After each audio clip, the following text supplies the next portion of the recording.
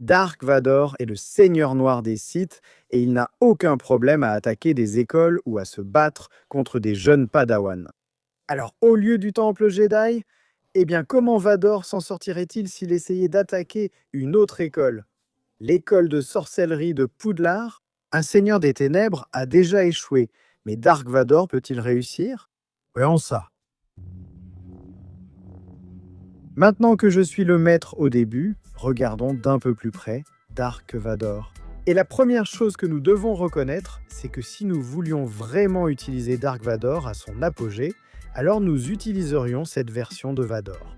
Anakin Skywalker était le Jedi le plus puissant depuis plus d'un millénaire, et il avait un pouvoir sans précédent dans la Force. À l'époque de la revanche des Sith, il était plus puissant que n'importe qui au sein du Conseil Jedi. Même Maître Yoda, même Dark Sidious, ont dû admettre qu'Anakin était potentiellement plus puissant qu'eux. Et pendant le duel sur Mustafar, c'était Dark Vador, sans doute au sommet de sa puissance. C'est l'élu. Mais ensuite, il a été vaincu par Obi-Wan, il a pris feu, il s'est fait couper la moitié du corps à ce moment-là, et il a été placé dans une combinaison cybernétique qui le maintenait en vie. Et selon George Lucas, il a perdu beaucoup de sa puissance et de son potentiel dans le processus. Maintenant qu'il est à moitié homme et à moitié machine, il a perdu beaucoup de ses capacités dans la Force. Parce qu'il ne reste tout simplement plus autant d'humains en lui. Donc alors qu'avant il avait le potentiel d'être 2 fois plus puissant que l'empereur, maintenant, il fonctionne peut-être à 80% de la puissance de l'empereur. Plutôt au même niveau que Dark Maul et le comte Dooku. Ça l'a aussi perturbé en tant que combattant au sabre laser. Il a perdu et a dû réapprendre beaucoup des compétences et des capacités qu'il avait en tant qu'Anakin, et il a clairement perdu toute la confiance en lui qu'il avait. Bien sûr, il y a d'autres éléments qui suggèrent que ce n'est pas du tout le cas. Et Dark Vador est en fait devenu plus puissant après avoir enfilé l'armure. Et que son apogée était vraiment autour du retour du Jedi, comme il a perdu son premier combat contre Obi-Wan Kenobi. Ses premiers combats, en réalité. Mais au moment où un nouvel espoir arrive, eh bien Vador était assez puissant pour le battre. Et ce n'était pas seulement le fait qu'Obi-Wan était plus âgé maintenant et ne pouvait plus se battre aussi bien avec un sabre laser. Premièrement parce qu'Obi-Wan avait tué Dark Maul, alors qu'il était dans le même état, mais aussi parce qu'il menait également un combat de la Force en même temps. Pendant ce combat, nous ne pouvions tout simplement pas voir cela se dérouler à l'œil nu. Mais Vieux Ben était déjà épuisé et perdait le combat avant même que celui-ci ne commence. Rien que par sa présence, la force de Vador suffisait à épuiser Obi-Wan. Il devenait de plus en plus puissant dans le côté obscur de la Force, puisant dans une toute nouvelle source de pouvoir qu'auparavant. Et il en est même venu à croire que ses blessures ne l'ont rendu que plus fort et ont renforcé sa connexion à la Force. Sa douleur nourrissait sa haine et sa colère, sa haine se transformait en force, ce qui suggère qu'il devient encore plus puissant en tant que Vador. Donc il y a clairement un débat à ce sujet. Mais honnêtement, simplement parce que nous aurons accès à beaucoup plus de choses intéressantes, nous allons dire. Son apogée, c'est Dark Vador dans Le Retour du Jedi. Vador a toujours été considéré comme l'un des Sith les plus redoutables de l'histoire. L'une des entités les plus puissantes de la galaxie et quelqu'un avec le potentiel de rivaliser, voire même de renverser l'empereur lui-même. Et cela s'est en quelque sorte réalisé, il a effectivement tué l'empereur, même si la mort n'a pas vraiment été définitive. Son pouvoir de la Force se manifeste de nombreuses façons différentes, de la télépathie à la création de barrières de force, ou en s'amplifiant lui-même avec la rage de la Force. Mais son principal pouvoir reste la télékinésie. Il est capable de déchirer des AT-AT, d'abattre des arbres de la taille de bâtiments, ou même de faire s'effondrer d'immenses bâtiments eux-mêmes. Sa puissance brute est absolument folle et il n'est pas non plus simplement une brute sans cervelle. Dark Vador a un contrôle assez important sur tout ce qui l'entoure. Il est même capable d'étrangler quelqu'un à distance à travers toute la galaxie grâce à la Force. Mais ça ne s'arrête pas là. En dehors de sa connexion incroyable avec la Force, Vador est aussi un combattant extrêmement doué et redoutable. Il est incroyablement fort. Et il peut utiliser cette force lors d'un combat, surpassant facilement d'autres Jedi ou combattants au sabre laser. Il est étonnamment rapide, même avec son armure robotique, il peut bloquer pratiquement toutes les attaques qui lui sont destinées. Et il a même été dit qu'il est plus rapide que l'empereur lui-même. Là où Dark Vador excelle, c'est dans sa durabilité, ce qui est logique.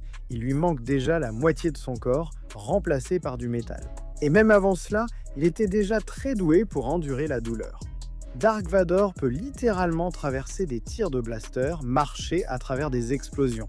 Ça ne l'affecte presque pas, la plupart du temps. Il a même été capable de résister à la foudre de force de Palpatine. C'est une attaque suffisamment puissante pour mettre Dark Maul à genoux, en train de pleurer et de supplier pour sa vie.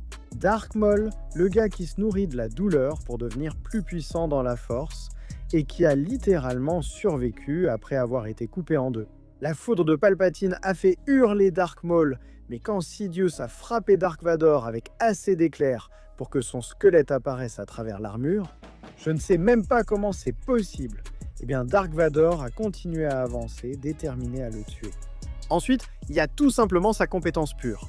C'est le meilleur duelliste de l'Empire, et il se bat avec un style unique et imprévisible qui reprend en fait des éléments de toutes les techniques de combat.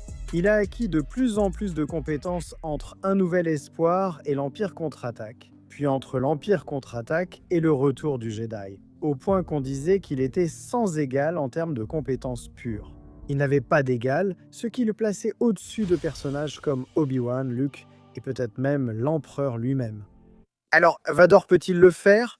Peut-il réussir là où le Seigneur des Ténèbres a échoué et conquérir Poudlard? Eh bien, je suppose que la première chose que je veux clarifier, c'est que je permets à Dark Vador d'entrer réellement à Poudlard et que sa technologie fonctionne à l'intérieur de Poudlard. Je sais que l'école n'aime pas forcément les moldus. Elle fait aussi en sorte que l'électronique fonctionne bizarrement.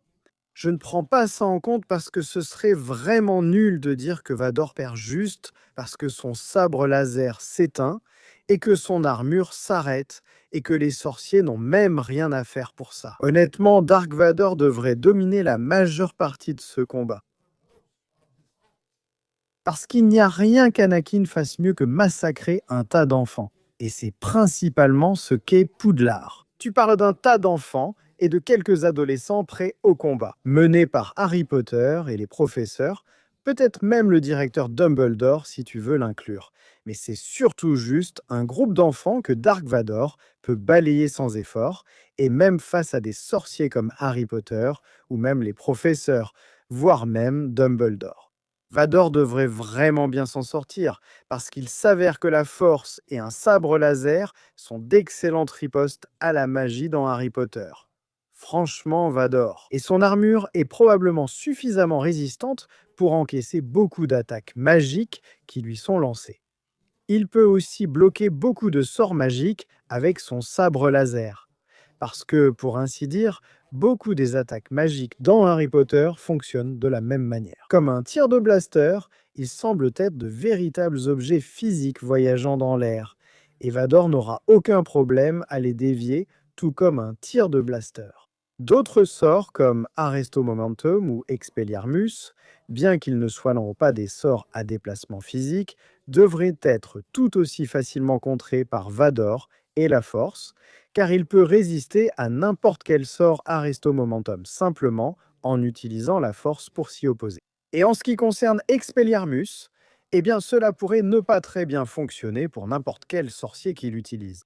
En fait, Dark Vador laisserait probablement simplement le sabre laser partir, puis l'activerait avec la Force pendant qu'il est en train de le récupérer. Il pourrait même lui donner une petite impulsion en chemin et les empaler proprement. Même avec des sorts obscurs ou des malédictions impardonnables, si on en lance, eh bien encore une fois, je ne pense pas que ça ferait quoi que ce soit à Dark Vador. Pour commencer, le sortilège de l'Imperium ne fonctionnera pas sur les éléments cybernétiques. Donc, les mouvements de Vador ne peuvent pas être contrôlés, et toute la haine et la colère de Vador ont clairement forgé une volonté absolument incassable. Si Harry Potter peut résister à cette malédiction, alors vous savez avec certitude que Vador le peut aussi, tout comme pour le sortilège de Doloris.